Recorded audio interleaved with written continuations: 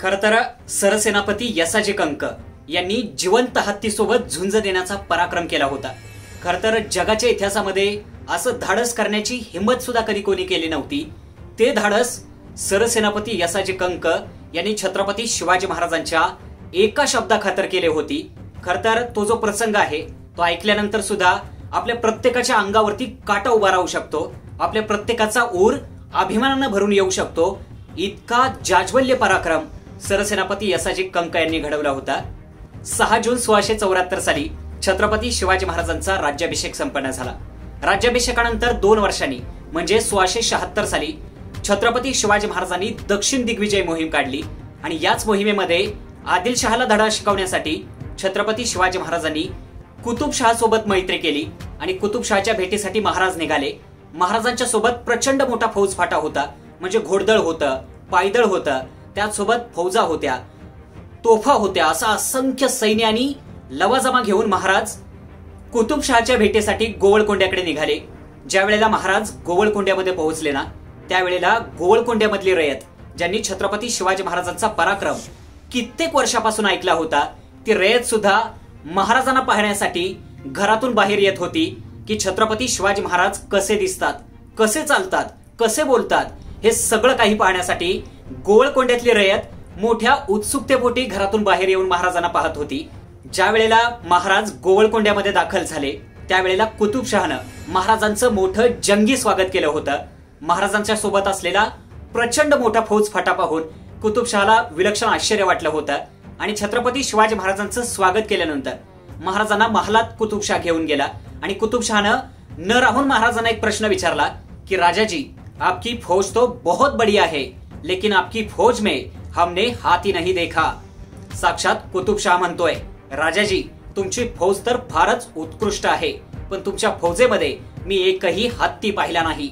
त्यावेळेला छत्रपती शिवाजी महाराज म्हणतात, माझ्या फौजेमध्ये मला हत्तींची गरजच पडत नाही, कारण माझा एक एक मावळा हत्ती एवढ्या ताकदीचा आहे। कुतुबशहाला आश्चर्य वाटलं, त्याला वाटलं महाराज विनोदानं असं बोलतायत। शेवटी कुतुबशहा म्हणाला, जर असंच असेल ना, तुमचा एक एक मावळा हत्ती एवढ्या ताकदीचा असेल ना, तर तुमचा कुठलाही मावळा माझ्या फौजेतल्या हत्ती सोबत झुंज देईल का? छत्रपती शिवाजी महाराज म्हणाले, का नाही, माझे मावळे समोर उभे आहेत, समोर उभे असलेल्या माझ्या कुठल्याही मावळ्याकडे बोट दाखवा, तो मावळा तुमच्या फौजेतल्या हत्ती सोबत झुंज द्यायला तयार होईल। शेवटी कुतुबशहानं समोर जे काही मावळे उभे होते त्यांच्यावरून एक नजर फिरवली आणि समोर उभे असलेल्या एका मावळ्याकडे बोट दाखवलं आणि सांगितलं की क्या ये सिपाही मेरी हाथी से लढाई करेगा? कुतुबशहा म्हणतोय की हा सिपाही माझ्या हत्ती सोबत झुंज देईल का? कुतुबशहानं ज्या मावळ्याकडे बोट दाखवलं होतं ना, तो मावळा होता सरसेनापती यसाजी कंक। खरं तर छत्रपतींच्या शब्दाखातर यसाजी कंक कुतुबशहाच्या फौजेतील हत्ती सोबत लढायला तयार झाले। याच गोवळकोंड्यामध्ये एक गोल मैदान तयार करण्यात आलं। याच मैदानात सरसेनापती यसाजी कंक आणि हत्तीची झुंज होणार होती। मैदानाच्या आजूबाजूला लोकांनी प्रचंड गर्दी केली होती।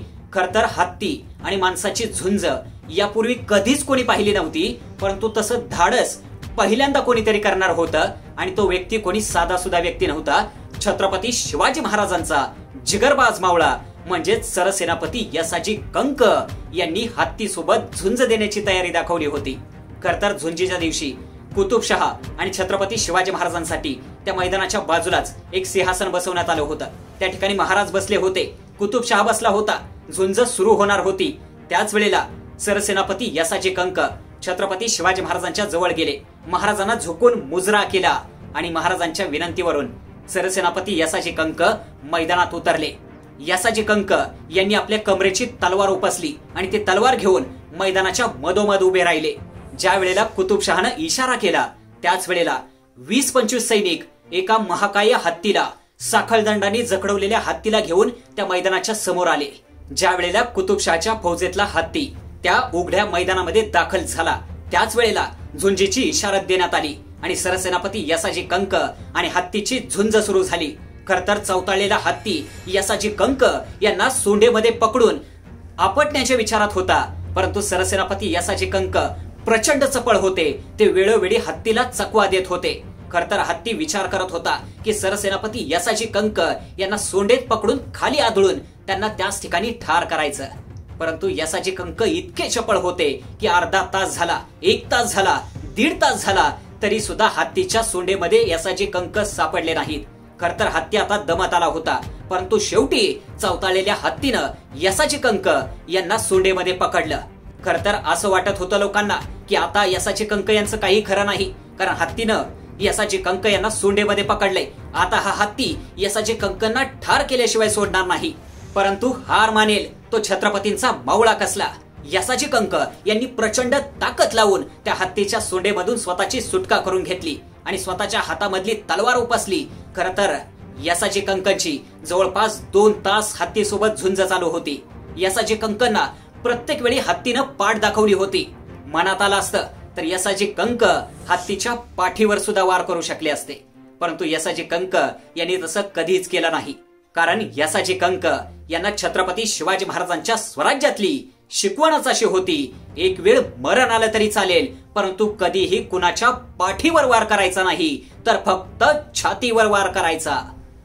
तब्बल 2 तास झुंज चालू होती. शेवटी सरसेनापती यसाचे कंक यांनी समोर उभ्या असलेल्या आणि अतिशय रागात चवताळून पाहणाऱ्या हत्तीच्या सबदिशी सोंडेवरती वार केला. 2 तास झुंज देऊन थकलेला हत्ती सरसेनापती यसाचे कंक यांच्या त्या वारानं इतका घायाळ झाला की त्या गोवळकोंड्याच्या मैदानामधून चीची वरडत तो हत्ती सरळ बाहेर धावत सुटला. हत्ती आणि माणसाच्या लढाईमध्ये जगाच्या इतिहासामध्ये पहिल्यांदा माणसाचा विजय झालेला गोवळकोंड्यातल्या रयतेनं पाहिला. खर तर असं शौर्य, असं धैर्य आणि असा पराक्रम या देशाच्या आणि जगाच्या इतिहासामध्ये कधीही घडल्याचं कुणी ऐकलं नव्हतं.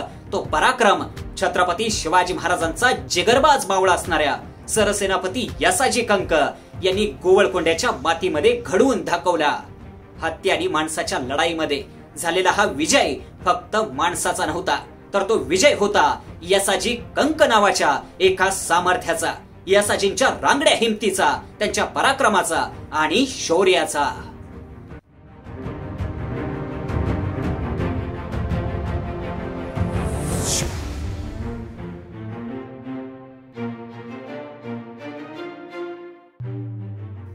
छत्रपती शिवाजी महाराज आणि त्यांच्या मावळ्यांचा पराक्रम सांगणारा असाच एखादा नवीन व्हिडिओ घेऊन लवकरच आपण भेटणार आहोत. तोपर्यंत जय शिवराय.